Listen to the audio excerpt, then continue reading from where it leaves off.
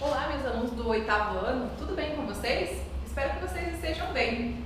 Estou aqui hoje para gravar a nossa terceira aula da semana 3, terceira aula de língua portuguesa.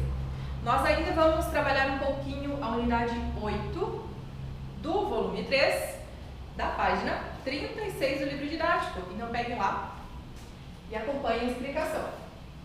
Agora nós vamos entrar num tema que vocês precisam muito prestar atenção. Só que nós vamos retomar esse tema no CA. Aqui tem um pouco de interpretação e um pouco de orações subordinadas substantivas, tá?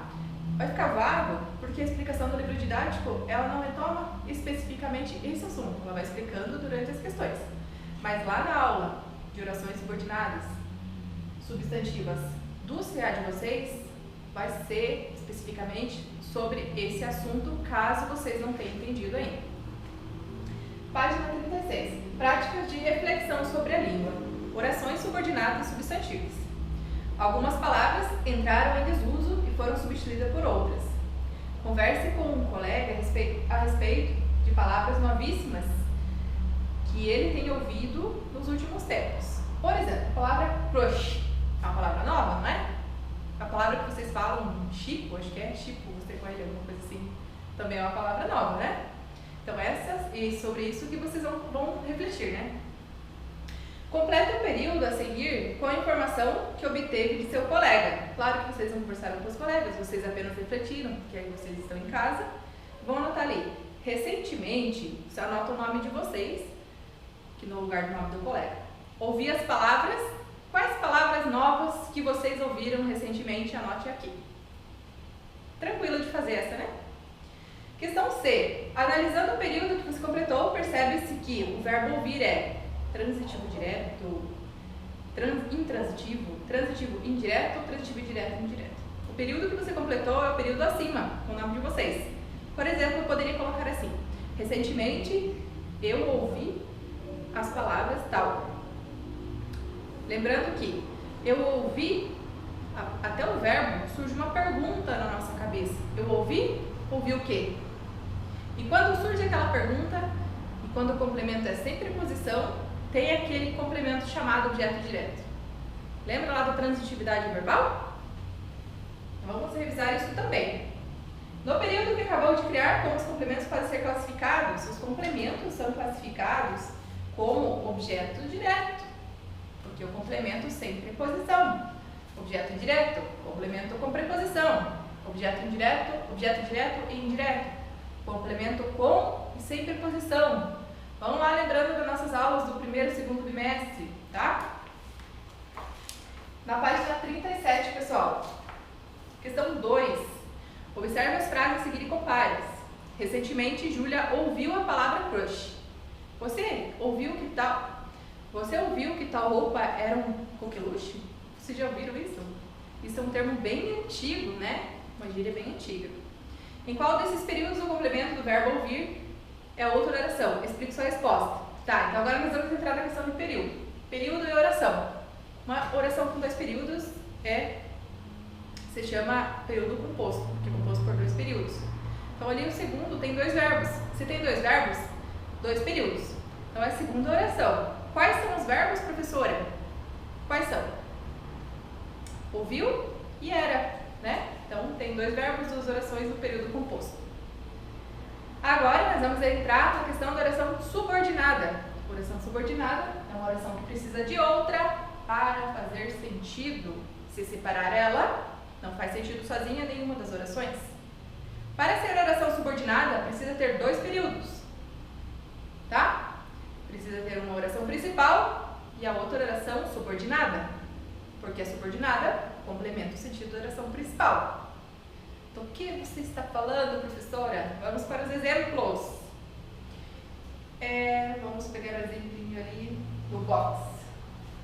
Lá no final, a palavra que, ao integrar orações subordinadas a uma oração principal, é classificada como conjunção integrante, tendo apenas um papel de ligação. Primeiro, sobre a palavra que. Mais um pouquinho. Sobre a palavra que. Eu bem falei que o que ele tinha função de pronome e de conjunção integrante. pedir para vocês prestarem atenção nisso. Quando é pronome? É pronome quando dá para substituir por o qual, a qual, os quais e as quais. Quando é conjunção integrante? Quando tem o papel de integrar duas orações. A oração principal, a oração subordinada. Exemplo de uma oração subordinada. Pedi que ela me contasse sua história. Lá no box da página 37, acompanha a explicação. Pedi, apesar de ser um verbo, é uma oração principal. Por quê? A oração subordinada é para complementar o sentido da oração principal. Pedi o quê? Pedi que ela me contasse sua história. Essa oração subordinada aqui complementou o sentido da oração principal. É como acontece com o verbo e seu complemento. Só que em vez de ser complemento verbal, é uma oração subordinada. Tranquilo, né? Nós vamos fazer vários exemplos no CA sobre essas atividades aqui de oração subordinada. E se vocês aprenderem bem no 8º ano, no 9º ano vocês tiram de letra essa matéria. A partir disso, vocês vão responder a questão 2, letra A, B e C. E vamos para a questão 3, tá? Questão 3 eu deixei a resposta aqui de propósito, porque eu quero que vocês acompanhem. O mais importante é acompanhar a explicação. Sublinhe, nos períodos a seguir, as orações subordinadas, identifique a função sintática que está exercendo. Tá, nós vamos estudar duas funções sintáticas, a de objeto direto e de aposto. Uma regrinha, quando é aposto, quando é apositiva, quando tem 2 pontos. Ótimo, se não tem 2 pontos, é complemento objeto direto. Letra A. Em casa, Dindinha dizia que eu era lindo e inteligente. Tá, vamos lá para a oração principal. Oração principal. Dindinha dizia o quê? Essa é a oração principal, certo? Dizia o quê? Que eu era lindo e inteligente. Ó, conjunção que ligando a oração subordinada à oração principal. Depois do que aqui é complemento, né, do verbo dizia. Então, por isso que essa oração subordinada tem função de objeto direto. Lembrando, repetindo, dizia o quê? Que eu era lindo e inteligente. Percebam que uma oração precisa da outra para fazer sentido. Se não tivesse oração subordinada, ligada pelo quê, não existia sentido nesse período, tá? Lembrando que a oração precisa ter 2 verbos. Vamos lá. Letra B. Eu não me recordo de nada desse tipo, mas sei que algo ficou em mim. Tá, vamos analisar. Eu não me recordo de nada desse tipo, mas sei. Oração principal até o verbo. Sei o quê? Que algo ficou em mim. Que algo ficou em mim é a oração subordinada ligada pela conjunção integrante que. Essa oração aqui não tem 2 pontos, então só pode ser função de objeto direto. Porque depois do verbo não tem uma preposição e sim uma conjunção integrante. Letra C. Lembro-me de que via minha mãe. Lembro-me de que via minha mãe.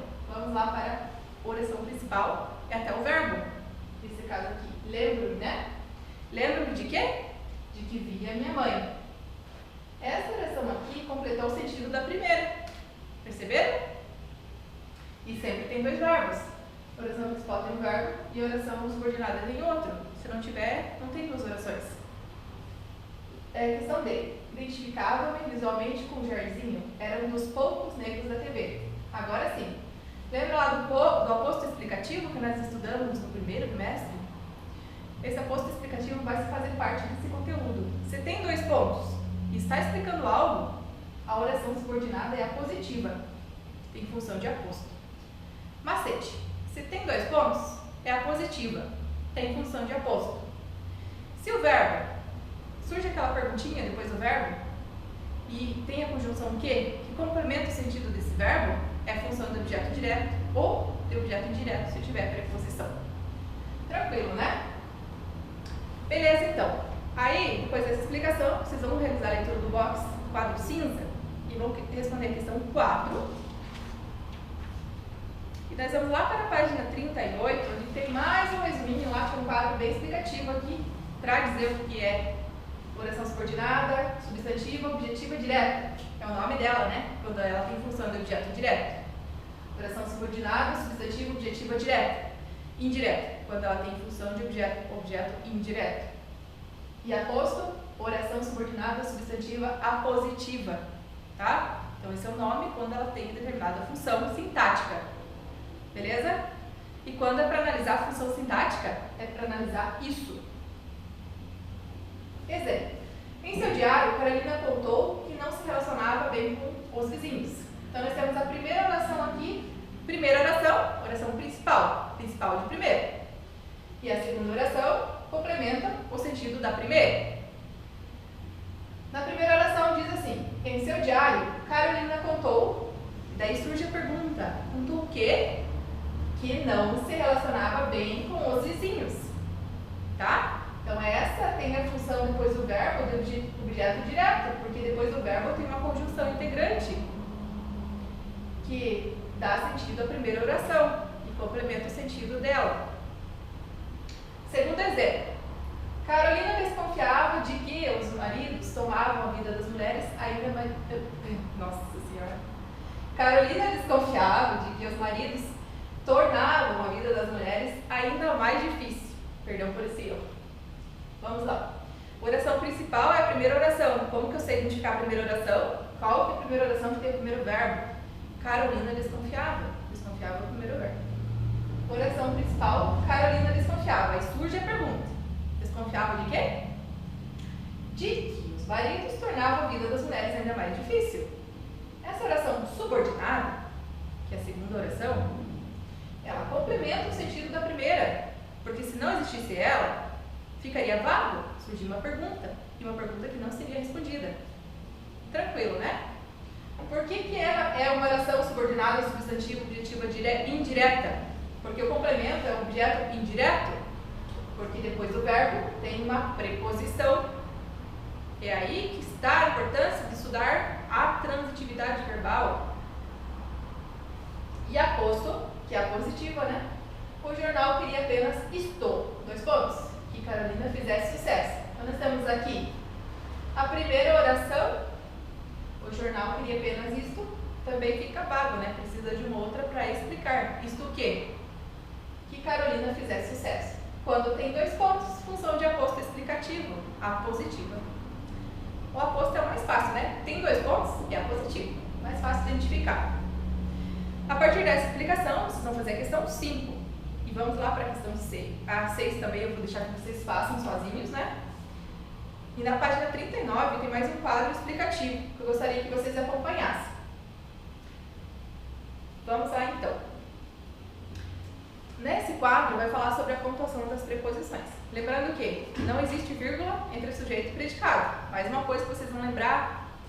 Mas só existe vírgula quando tem uma informação circunstancial. Uma informação a mais, tá? Então vamos lá, por exemplo. Geralmente é formado por sujeito, verbo mais complemento. Essa formação é inseparável, não é verdade? Então vamos lá. Ela não queria que seu livro fosse lido apenas como autobiografia de uma celebridade. Sujeito, verbo, complemento. Ele declarou no prefácio da obra. Sujeito, verbo, complemento. Que não queria que seu livro fosse apenas como autobiografia de uma celebridade. Beleza, aqui tem sujeito, verbo, complemento. Só que aqui tem uma informação circunstancial, uma informação a mais, que é adicionada à oração. É a mesma oração, só que uma informação a mais. Qual é a informação a mais? No prefácio da obra. Nesse caso, coloca-se vírgula, somente nesse caso, tá?